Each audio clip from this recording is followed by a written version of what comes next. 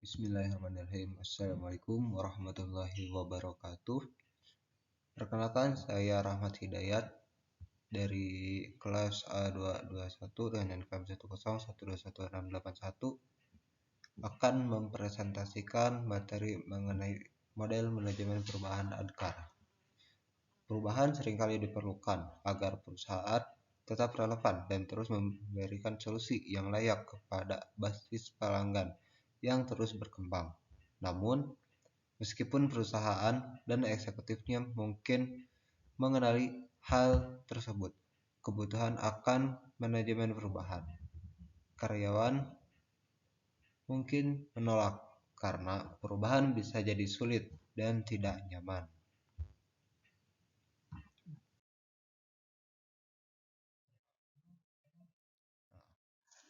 Kemudian di sini ada model manajemen perubahan ADKAR.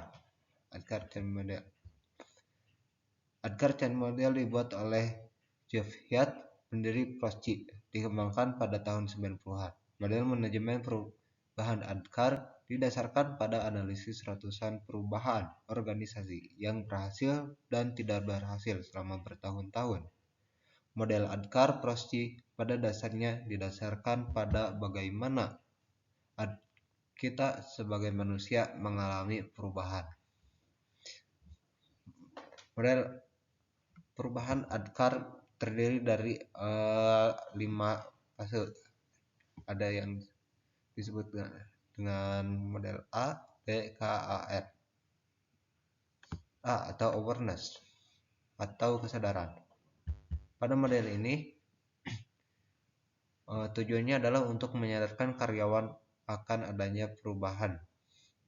Kemudian ada desire atau menginginkan, yakni tujuannya untuk menanamkan keinginan untuk berubah. Lalu kemudian ada knowledge atau pengetahuan, dengan tujuan untuk mengajarkan karyawan bagaimana melakukan perubahan.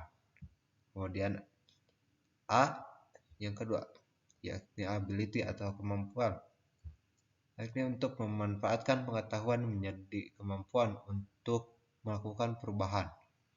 Dan yang terakhir ada R, yakni reinforcement atau penguatan. Tujuannya adalah untuk menjadikan perubahan permanen dengan memperkuat metode baru. Baik, kita akan mulai dengan model yang pertama, yakni terkait dengan awareness atau kesadaran. Karyawan perlu menyadari bahwa perubahan akan datang. Semakin sedikit pengetahuan mereka tentang perubahan yang akan terjadi, mereka akan semakin merasa menolak perubahan tersebut. Perhatikan skenario berikut. Seorang karyawan bernama Kat sedang sibuk mengetik untuk memenuhi tenggat waktu penutupan bisnis. Seorang anggota tim fasilitas perusahaan, Dave, masuk ke bilik Kat dan berkata, "Ini beberapa kotak untuk pindahan Anda." "Apa?" tanya Kat yang terkejut. Dave berkata, "Saya beritahu bahwa Anda akan pindah ke gedung baru." Gedung tempat Kat bekerja saat ini hanya berjarak 5 menit dari rumahnya. Gedung baru berjarak 1 jam perjalanan.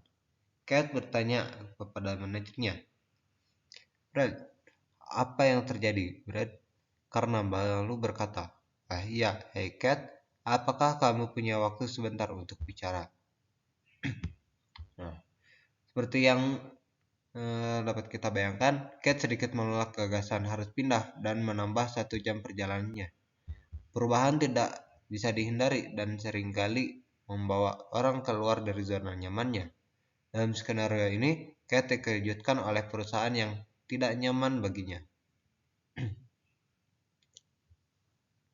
Brad perlu memberitahu Kat tentang perusahaan itu jauh sebelum Dave muncul membawa kotak-kotak sehingga dia bisa berkemas untuk pindah.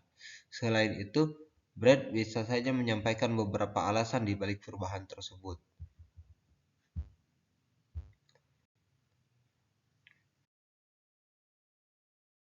Kemudian, model yang kedua, yakni itu adalah desire atau keinginan. Karyawan mungkin memahami mengapa perlu dilakukan tetapi itu tidak berarti mereka ingin melakukan perubahan. Nah, jika anggota organisasi memahami perlunya perubahan dan sejujurnya yakin bahwa perubahan tersebut akan bermanfaat, kita akan melihat respon yang antusias saat mereka bekerja keras menerapkan perubahan agar dapat mencapai tujuan. Ini langkah selanjutnya dari model Adkar. Jika mereka tidak sepenuhnya mendukung perubahan, keinginan untuk berpartisipasi tidak akan ada dan Anda akan menemui perlawanan pasif atau bahkan aktif. Mungkin perlu membantu mereka lebih nyaman dengannya. Ukur reaksi mereka untuk mengenali tingkat keinginan mereka.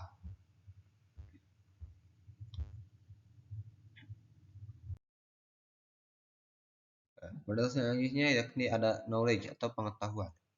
Model Adkar pasti menekankan dua jenis pengetahuan utama untuk manajemen perubahan. Yang pertama, mengetahui cara melakukan perubahan. Misal, apa yang harus dilakukan selama masa transisi. Kemudian, mengetahui bagaimana kerja di masa depan.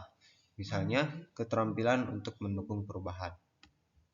Nah, untuk membangun pengetahuan ini, karyawan memerlukan pelatihan dan pendidikan, pengalaman akses terhadap informasi, dan pendampingan. Misalnya, jika perubahan memerlukan proses dan prosedur baru, berikan pelatihan dan pendampingan yang memadai untuk memastikan operasi berjalan lancar. Nah, kemudian, untuk modal yang selanjutnya ada ability atau kemampuan. Nah, untuk menerjemahkan pengetahuan menjadi kemampuan, maka kita perlu melakukan beberapa latihan dan menganalisis apa yang berjalan dengan baik dan apa yang tidak. Lakukan penyesuaian bila perlu dan coba lagi. Jadilah mentor dan berikan umpan balik yang konstruktif dan selalu mencari cara untuk meningkatkan dan menyederhanakan. Intinya, pantau karyawan saat mereka mulai menerapkan perubahan sehingga kita dapat memberikan umpan balik yang konstruktif dan meningkatkan proses baru. Dan yang terakhir ada reinforcement atau memperkuat. Nah, langkah terakhir dalam model Adkar adalah memastikan bahwa karyawan terus menggunakan perubahan setelah perusahaan menerapkannya. Untuk memastikan bahwa karyawan konsisten dengan transisi, pertimbangkan untuk menggunakan beberapa strategi penguatan berikut. Yang pertama, tetapkan tujuan kecil. Tim dapat menetapkan tujuan untuk diri mereka sendiri dan menyepakati penghargaan yang didapat setiap anggota saat mereka mencapai tujuan. Yang kedua, berbagi keberhasilan. Departemen dapat meluangkan waktu beberapa menit di akhir setiap minggu untuk mendiskusikan beberapa keberhasilan pribadi yang mereka peroleh sejak menggunakan keterampilan baru, perangkat lunak komputer, atau perubahan apapun yang terjadi. Yang ketiga ada rayakan pencapaian. Perusahaan dapat merayakan pencapaian besar bersama-sama. Mereka dapat mengumpulkan semua orang melalui obrolan video, balai kota, atau bahkan mengirim email untuk saling memberi selamat atas tujuan yang telah dicapai perusahaan sejak melakukan perubahan. Nah,